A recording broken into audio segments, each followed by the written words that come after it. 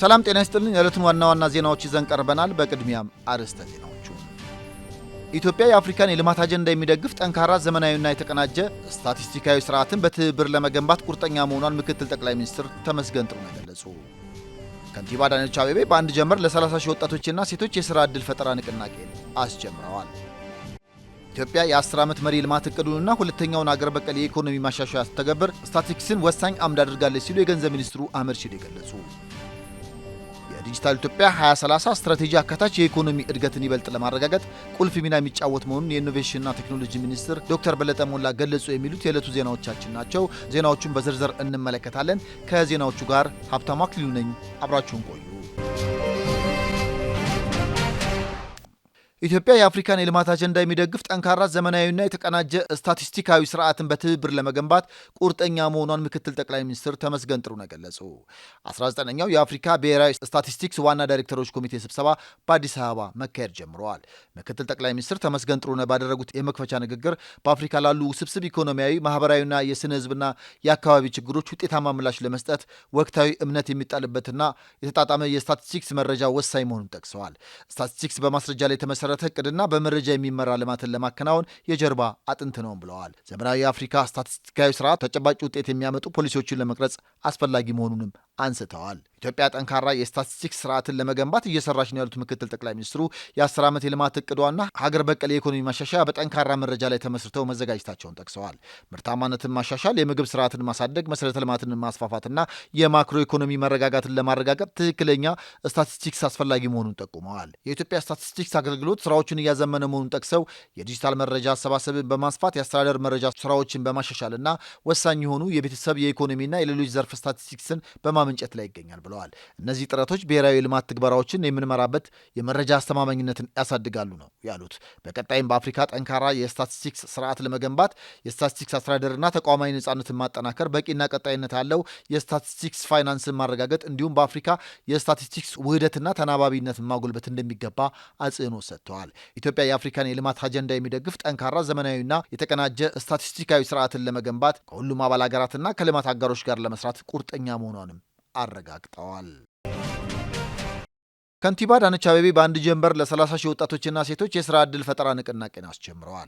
የሥራ ዕድል የተፈጠረላቸው ወጣቶች በማኑፋክቸሪንግ፣ በኮንስትራክሽን፣ በከተማ ግብርና፣ በንግድና አገልግሎት ዘርፎች የተደራጁ መሆናቸውም ተገልጸዋል። ከንቲባ አዳነች አቤቤ በዚህ ወቅት በመዲናዋ የነዋሪዎችን ሁለንተናዊ ተጠቃሚነት ያረጋገጡ በርካታ ውጤታማ ተግባራት እየተከናወኑ እንደሚገኙ ጠቁመው የነዋሪዎቹን ኑሮ ከመሰረቱ እየቀየሩ የሚገኙ የሥራ ዕድሎች እየተፈጠሩ እንደሚገኙ ተናግረዋል። ገበያ መር የሥራ ዕድል ፈጠራ ተግባራዊ እየተደረገ መሆኑን ጠቁመው የሥራ ባህልን ከመቀየር ማኳያ በርካታ ስራዎች እየተከናወኑ እንደሚገኙ ተናግረዋል። ዛሬ ወደ ስራ የገቡት ወጣቶችም ጠንክረው በመስራት ከራሳቸው አልፎ ለሌሎች ተጠቃሚነት መትጋት እንዳለባቸውም አሳስበዋል። ይህ በከተማዋ በስፋት እየተተገበረ ያለው የአንድ ጀንበር የስራ ዕድል ፈጠራ ንቅናቄ በቀጣይ ተጠናክሮ እንደሚቀጥልም ጠቁመዋል። በምክትል ከንቲባ ማዕረግ የስራና ክህሎት ቢሮ ኃላፊ ሚሊዮን ማቴዎስ በበኩላቸው ከሀገራዊ ለውጡ ወዲህ በርካታ ዜጎች የስራ ዕድል ተጠቃሚ መሆናቸውንም ጠቅሰዋል። ኢትዮጵያ የ10 ዓመት መሪ የልማት እቅዷንና ሁለተኛውን አገር በቀል የኢኮኖሚ ማሻሻያ ስትተገብር ስታቲስቲክስን ወሳኝ አምድ አድርጋለች ሲሉ የገንዘብ ሚኒስትሩ አህመድ ሺዴ ገለጹ። የገንዘብ ሚኒስትር አቶ አህመድ ሺዴ በአፍሪካ ህብረት ዋና መስሪያ ቤት በተካሄደው 19ኛው የብሔራዊ ስታቲስቲክስ ዋና ዳይሬክተሮች ኮሚቴ ስብሰባ ባደረጉት ንግግር ኢትዮጵያ የስታቲስቲክስ ስርዓቷን ለማዘመን እየሰራች ነው ብለዋል። ስታቲስቲክስ ለሀገራዊና አህጉራዊ ልማት አጀንዳዎች ስኬት ወሳኝ ሚና እንዳለው በማንሳት መልካም አስተዳደርን ለማስፈንና ለጥያቄዎች ምላሽ ለመስጠት ዋነኛ አቅም መሆኑንም ጠቅሰዋል። ትክክለኛና ወቅታዊ መረጃ ከሌለ አንድ ሀገር ውጤታማ የልማት ስትራቴጂዎችን መንደፍም ሆነ ተጠያቂነትን ማረጋገጥ አይችልም ብለዋል ሚኒስትሩ። ኢትዮጵያ የ10 ዓመት የልማት እቅዷና የሀገራዊ ሪፎርም ዋነኛ አጀንዳ የሆነውን ሁለተኛውን ሀገር በቀል የኢኮኖሚ ማሻሻያ መተግበር ስትጀምር ስታቲስቲክስን ወሳኝ አምድ ማድረጓን ጠቅሰዋል። የብሔራዊ ስታቲስቲክስ አቅምን ማጠናከር፣ የመረጃ ጥራትን ማሻሻልና ስታቲስቲክስ የሀገሪቱ የልማት ትኩረቶች በቀጥታ እንዲመራ የማድረግ ዓላማ ያለው የስታቲስቲክስ ፕሮግራም መዘጋጀቱንም ገልጸዋል። ይህም ቁልፍ የሆኑ ብሔራዊ ቆጠራ ስራዎችን ወቅታዊነትና ሽፋን ማሻሻሉን ጠቅሰው አገራዊ የስታቲስቲክስ ስርዓት ውስጥ ተቋማዊ ቅንጅት እንዲጠናከር ማስቻሉንም ተናግረዋል። እንዲሁም ዘመናዊ መረጃ መሰብሰቢያና መተንተኛ ዘዴዎችን የግብርናና በሂደት ላይ የሚገኘውን የኢኮኖሚ ተቋማት ቆጠራ በስኬት እያሳለጠ መሆኑንም አንስተዋል። አፍሪካ በዓለም አቀፍ መድረክ ያላት ተደማጭነትና የአጀንዳዎቿ ተሰሚነት የሚወሰነው በመረጃዎቿ ጥራት መሆኑን መገንዘብ እንደሚገባም ሚኒስትሩ አጽንኦት ሰጥተዋል። የዲጂታል ኢትዮጵያ 2030 ስትራቴጂ አካታች የኢኮኖሚ እድገትን ይበልጥ ለማረጋገጥ ቁልፍ ሚና የሚጫወት መሆኑን የኢኖቬሽንና ቴክኖሎጂ ሚኒስትር ዶክተር በለጠ ሞላ ገለጹ።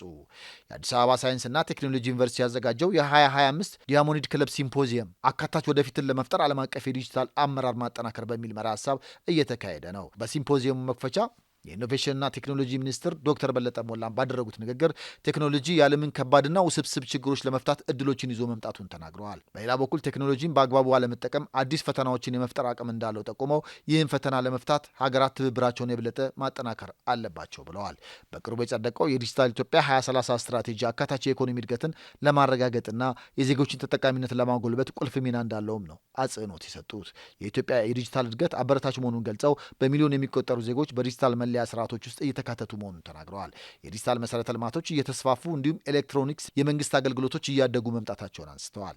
የመረጃ ግላዊነት፣ ሳይበር ደህንነትና በሰው ሰራሽ አስተውሎት ላይ የሚያጋጥሙ ተግዳሮቶች በአንድ አገር ብቻ ሊፈቱ እንደማይችሉም አመላክተዋል።